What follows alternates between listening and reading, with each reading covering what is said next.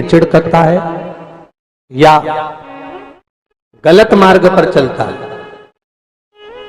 श्रंभेश्वर महादेव शंकर जी का एक नाम है, श्रंभेश्वर महादेव। तो जब कोई व्यक्ति चिड़चिड़ करता है, क्रोध करता है, गुस्सा करता है, तो महाराज शंकर भगवान का श्रंभेश्वर महादेव का नाम लेकर 31 बेलपत्र, जिस व्यक्ति को क्रोध आता है उस व्यक्ति का स्मरण कर कर आखा चावल मतलब सेगे चावल के साथ एक एक बेलपत्र 31 बेलपत्र कर कर शिव जी के शिवलिंग पर समर्पित करी जाती है, मात्र 10वीं की तिथि के लिए, केवल 10वीं, चाहे उजाला की हो चाहे अंधेरे की। कौन से महादेव का नाम लेना है? श्रंभेश्वर महादेव, शिव जी का एक और चीज है महाराज,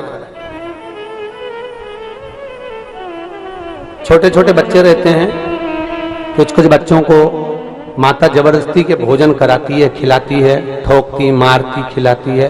कुछ कुछ बच्चे ऐसे रहते हैं वो कुछ खा ही नहीं पाते, मुख में दो और वॉमिटिंग कर देते हैं, उल्टी कर देते हैं। ऐसे बच्चों के लिए या जिस व्यक्ति को भोजन पचता नहीं हो और उदर में एसिडिटी रहती हो और जलन टाइप की होती हो, उसके लिए भी श्रंभेश्वर महादेव का स्मरण है। सुंदर व्याख्यान वर्णन किया है। श्रंभेश्वर महादेव के ठीक सामने अर्थात भगवान शंकर के किसी भी शिवलिंग के सामने एक तांबे के लोटे में जल रख लीजिए, तो जल के अंदर 3 बेलपत्र डाल दीजिए, एक पीपल का पत्ता डाल दीजिए। महाराज शमी के 11 पत्ते कलश को छुआकर शंकर भगवान के शिवलिंग पर श्रंभेश्वर महादेव के नाम से चढ़ा दीजिए। उस जल को उठाकर ले आइए, एक रात्रि तक घर के अंदर रखना है। उस जल को श्रंभेश्वर महादेव का नाम लेकर जिस व्यक्ति को एसिडिटी होती हो या उदर खराब रहता हो या भोजन नहीं पचता हो या पेट से जुड़ी हुई प्रॉब्लम हो या बच्चों को भोजन कराते हैं और वो वोमिटिंग कर देते हो, ऐसे बच्चे को या भोजन नहीं भा रहा हो ऐसे व्यक्ति को उस जल को सवेरे दोपहर शाम 3 बार श्रंभेश्वर महादेव का नाम लेकर आचमन कराना प्रारंभ कर दो, पिलाना चालू कर दीजिए। 3 या 4 दिन पिलाओगे, अपने आप उदर में भी आनंद रहेगा, बच्चा भोजन करना भी प्रारंभ कर देगा। श्रंभेश्वर महादेव। शमी का पौधा ऐसा होता है जो योनियों में, वृक्ष की योनि में अंतिम योनि पर लाकर रुक जाता है। कौन सा? शमी। इसलिए पंचदशमी पंच शनि पूजन की महत्वता होती है। क्यों कहा जाता है कि अगर कोई आपको ज्यादा परेशान कर रहा है, बहुत टेंशन दे रहा है, बहुत ज्यादा अगर वो इतना हताश हो गए कि आपने सोच लिया अब तो मर जाऊं तो अच्छा है, इसका नाम लिख जाऊं, ये सब चीज करने से अच्छा है 5 दशमी। दशमी जानते हो?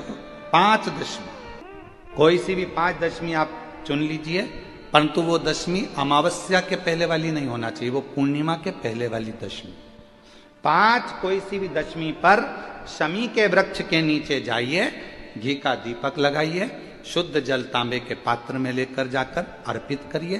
पहले दीप जलाना, उसके बाद शमी के पौधे में जल डालना और पौधे उस वृक्ष के नीचे बैठकर जल चढ़ाकर वहीं पर एक चावल का दाना समर्पित कर कर बाबा से प्रार्थना करना कि बाबा मुझे बहुत कष्ट है, ये मेरा एक तकलीफ मुझे दे रहा है, बस आप मेरी तकलीफ को दूर करना। शिव की ऐसी कृपा होगी। 5 शमी पूजन, जब विजय दशमी के भाव से दशमी आपके यहाँ पर भी पूजन होती है, विजयदशमी पे हमारे यहाँ शमी के पत्र की बड़ी पूजन का महत्व है। 5 दशमी 5 शमी पूजन कर ली जाती है, तो जो भी आपका द्रोही होता है वो आपसे दूर हो जाता है या आपसे स्नेह कर कर आपके करीब आ जाता है। ये शमी पूजन वृक्ष योनि के अंतिम योनि का पूजन। सारे वृक्षों पर पत्थर पड़ जाते हैं, पर शमी के पौधे पर पत्थर किस लिए हम मारेंगे? कौन मारेगा? उसमें तो कांटे लगे रहते हैं, कौन मारेगा उसको? क्या कांटा झड़ाएगा पत्थर मारकर? नहीं। हम तो यहां तक कहेंगे कि शमी की आराधना साधना आपके द्रोहियों को, दुश्मनों को भी दूर कर देती। और मेरी जीजियों, मेरे जीजाओं, मेरी बेटियों, बेटाओं, मेरी माताओं, मेरे बुजुर्ग माता पिता स्मरण करें, जब जब यदि आपका हृदय दुखे, मन दुखे, तो एक शमी की पत्ती को शंकर के शिवलिंग पर जरूर चढ़ाएं, सारे दुख अपने आप समाप्त होना प्रारंभ। शमी का तो कोई कहे क्या वृक्षों में, पौधों में, पत्तियों में भी क्या, ये वृक्षों के अंदर भी क्या जीव होता है? क्या इसमें भी प्राण होते हैं? होते हैं, इसमें भी प्राण, ये भी ऑक्सीजन लेना छोड़ना सब कार्य इनका चालू है, ये भी जीवित है।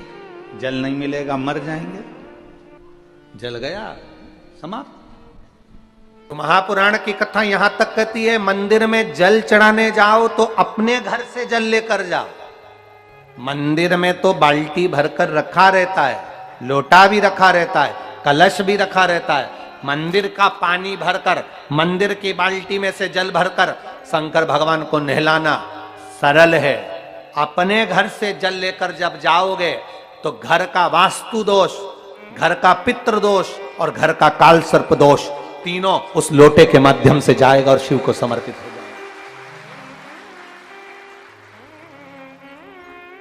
आज फिर निवेदन करूंगा, इस नेपाल देश की पावन धरा से डोलेश्वर महादेव की कथा में निवेदन करना चाहूंगा, जो बेटा बेटी नौकरी के लिए अप्लाई कर रहे हैं,